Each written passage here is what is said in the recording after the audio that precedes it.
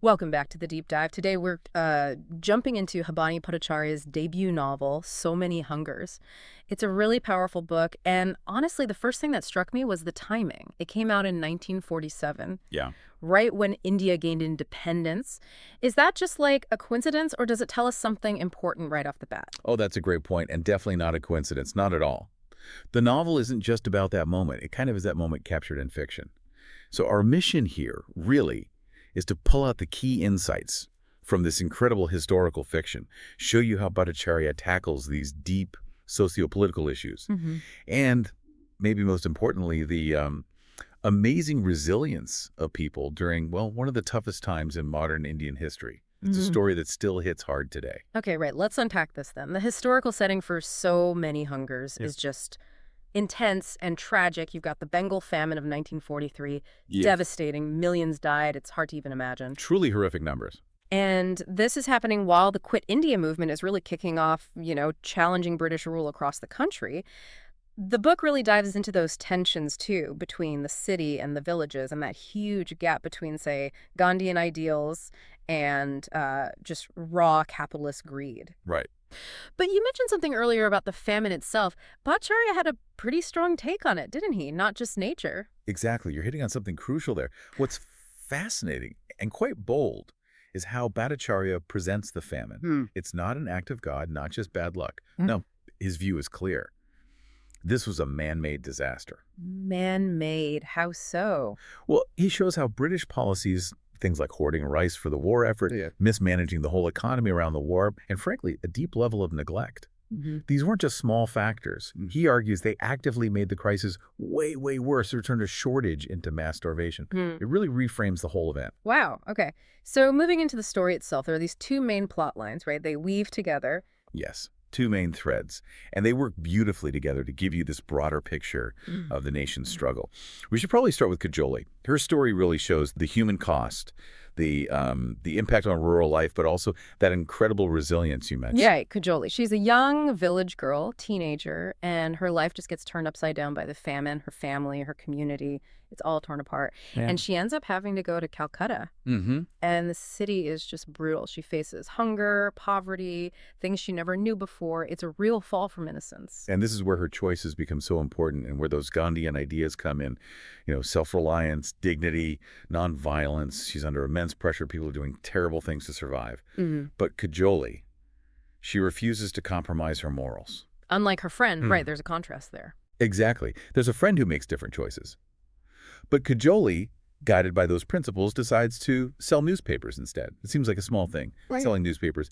But in that context, it's huge. It makes her this powerful symbol of moral resistance, personal dignity, even when everything's collapsing. Yeah. It really speaks to that theme of women's strength and agency amidst the chaos. And her whole journey really throws that urban-rural divide into a sharp focus. You see how badly the famine hit the villages, the rural poor. Definitely. And it exposes the class differences, how the crisis just wasn't felt equally. It's a raw look at inequality. Okay, so then there's the other thread, Rahul's story. This is more about the intellectual side and the national awakening. That's right. Rahul is quite different. He's educated in Cambridge, a scientist. Initially, he's kind of torn, between Western scientific thinking and his Indian roots, the nationalist feeling. And his father's a big influence, isn't he? Devi Dayal, or Devalokam, the follower of Gandhi. Yes. His father is this deeply spiritual figure, completely dedicated to Gandhi's ideals. He gives up everything, all his wealth, for the independence cause, a real embodiment of sacrifice. So Rahul sees all this. Exactly. Rahul's journey is about transformation. He witnesses the British oppression, he sees the suffering caused by the famine firsthand, and it changes him profoundly. His science background is still there, but he realizes it's not enough. He decides to join the independence movement. So it's like blending his scientific mind with social responsibility. Precisely. It's a powerful idea that knowledge, even scientific knowledge, needs a conscience. It needs to be connected to human needs, to justice.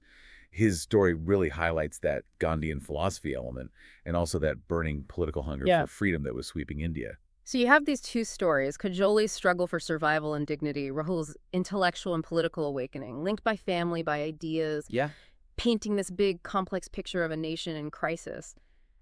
But how do they connect to the novel's, like, main message? What's the core theme? That's the perfect question, because the individual stories are gripping, but Bhattacharya uses them to explore something bigger. It's this central theme of hunger, but in many different forms. Okay, hunger in multiple forms. Like what?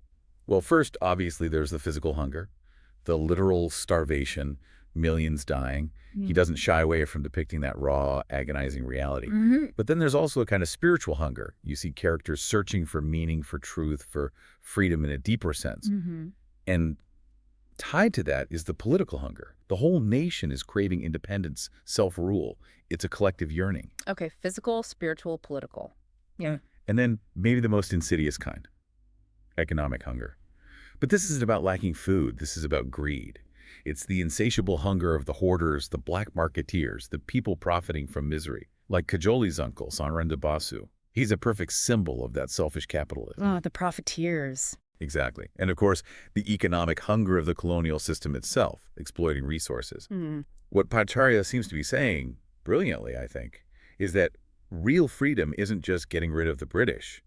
It's also about freeing society from these other hungers, especially that economic greed that makes people exploit each other. Right, because even after independence, that kind of hunger can stick around. Precisely. It's a warning, in a way. And here's where it gets really interesting, I think, because the different characters kind of become these hungers, or they fight against them. Yes. It creates these sharp contrasts, right? Integrity versus corruption, sacrifice versus greed.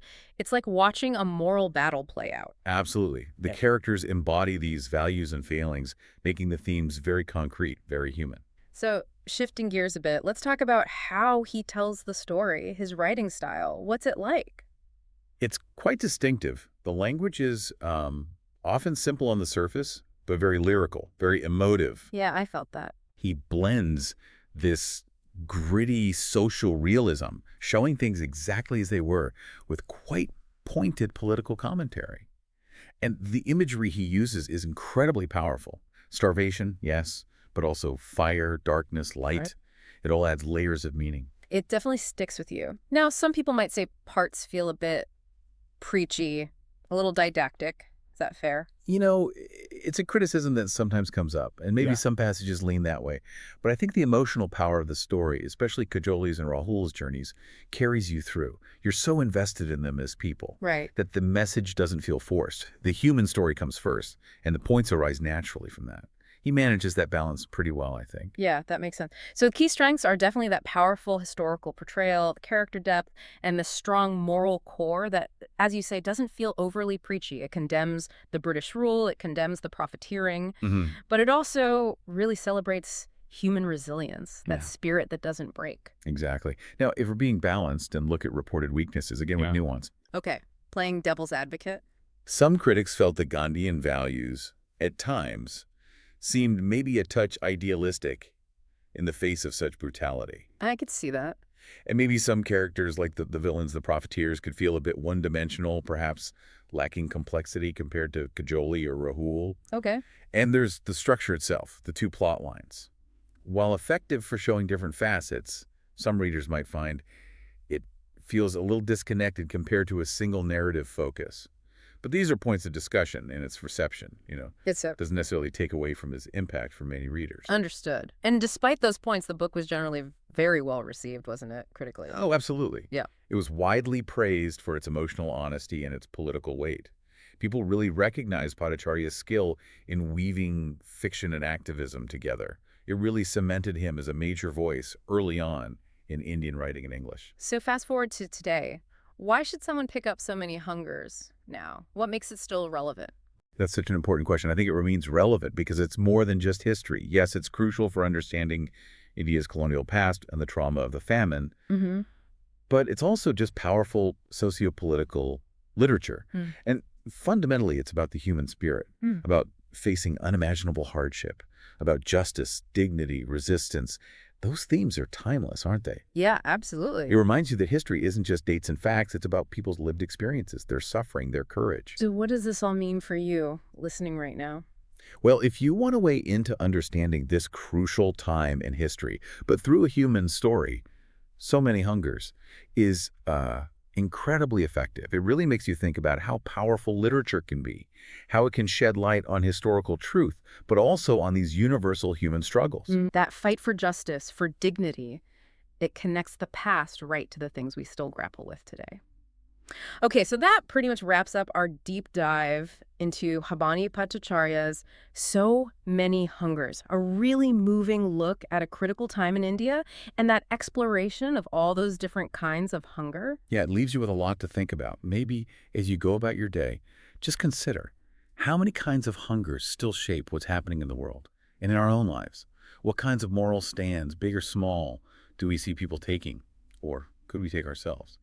Echoing that spirit we see in the novel. A powerful thought to end on. Thank you for joining us on this deep dive. We hope you'll continue exploring these compelling themes on your own.